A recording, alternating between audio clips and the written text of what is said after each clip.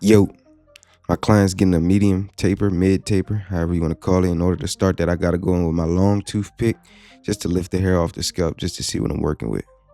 Here's where I do my consultation and see if there's any scalp conditions or anything that I need to be aware of, as well as checking this hair growth pattern on the sides and the back where I'll be tapering it.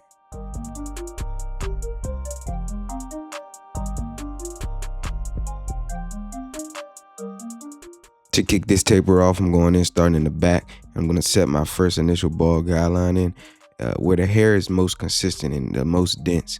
So I don't want to start too low, but I don't want to start too high. So I'm finding a median ground in between. And my next step is to go in with the lever completely open, giving myself about a full inch or a finger's width, just so that I can come back down and it's easier to take out this line.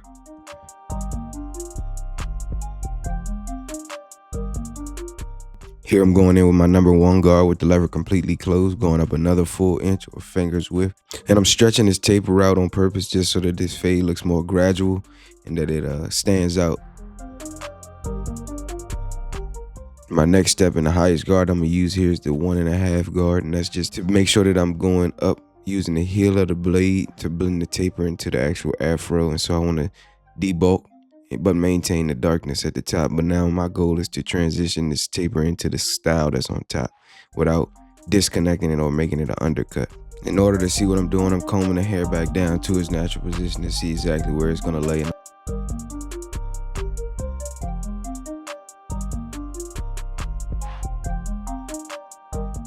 Working my way back down, I'm going in with the 1 guard with the lever halfway here, and I'm just using the corner of the blade. It may not look like it, but I am just using a lot more pressure on one side of the blade. And I see that his hair is growing to the left, and so I'm using the right side of the blade to go against the grain, just feeding the teeth of the guard through there so that I can detail the darker spots and lighten it up as much as possible. My overall goal is to maintain darkness at the top, but erase the very bottom line. Here I'm going in with my 0 guard or 0.5 guard, and I'm doing the same exact steps, but I'm just focusing on that one line that I'm trying to take out, as well as detailing darker spots and combing the hair back to its natural position each time, staying consistent. The line that I'm actually working on is the line that was put in with the 1 guard with the lever closed, and now I'm detailing that line out.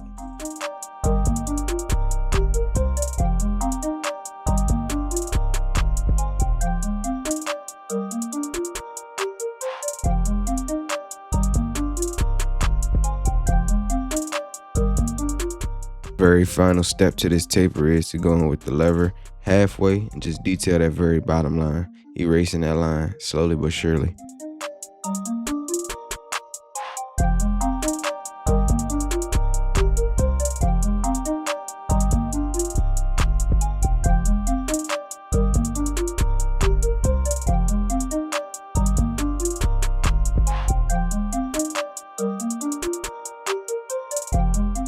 Now I'm going in on the side using the same exact steps, same exact system and method, using more of the corner of the blade here though, because it's a smaller area.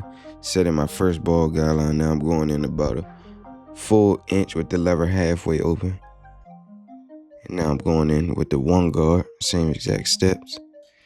1.5 guard here, and I'm just detailing the bulk so that I can maintain it, as well as erase dark spots to make this blend more gradual. 1 guard here. Being sure to comb the hair back to its natural position and working my way into the hairstyle on top. He has a lot of hair on top, so I'm trying to maintain that as much as possible. And I don't want the undercut look. 0 guard here, same exact steps. As you can see, I'm using the corner of the blade.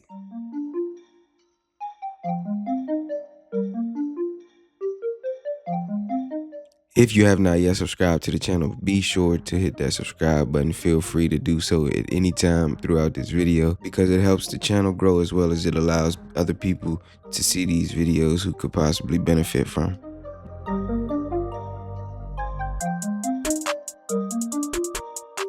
I didn't like the way that the bulk was looking, and so I went back in with the 1 guard and I started open, just detailing as much as I could. Here I'm doing the same exact steps on the left side, and this side is a little different, hair growth pattern wise, and so it was a little trickier, but I still figured it out, got it figured out, and took my time on it. It just took me a little longer. I appreciate you if you already have subscribed and if you made it this far into the video. If you are barber yourself, please comment down below where you are with your journey and allow somebody else to allow everybody to chime in, give you feedback if you need help with anything or whatever that may be. Just feel free to do so in the comment section. If you have any comments or concerns about what I'm doing, ask questions, feel free to give me any constructive criticism or feedback in the comment section below. I promise you won't hurt my feelings. This channel is about helping each other and helping everybody as a whole in the industry to grow. I'm not beyond advice. And with that being said, I'm more than happy to respond to any comments that's necessary.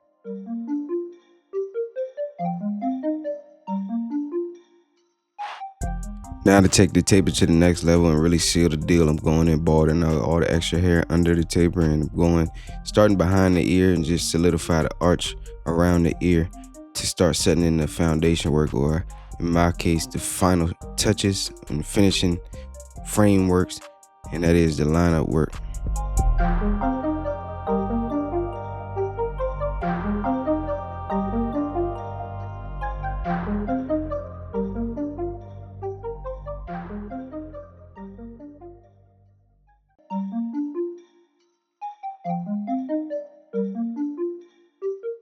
This part is crucial in my opinion, cleaning the overhanging hairs over top of the hairline.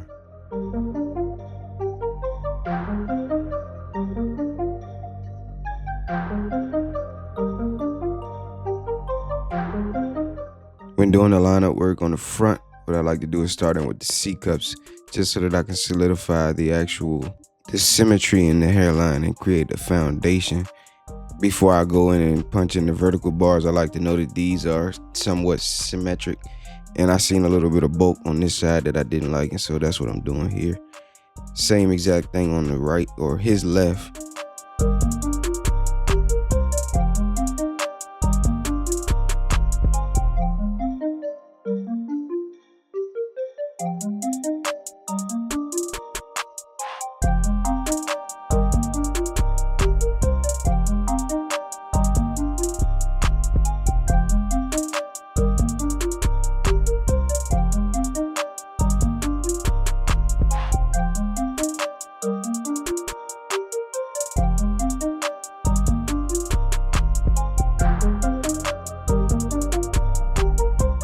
When doing the razor work, I just stretch the skin with the opposite finger and angle the razor at a 45-degree angle and stretch and slide or glide the razor back to the natural hairline.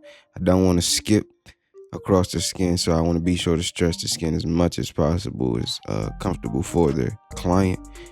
However, you have to use a little bit of pressure just to allow the blade to come across the cut hair or anything that's possibly there to be cut. But be mindful of any acne. However, you do have to have just a little bit of pressure, not so much to where it's irritating anybody's skin.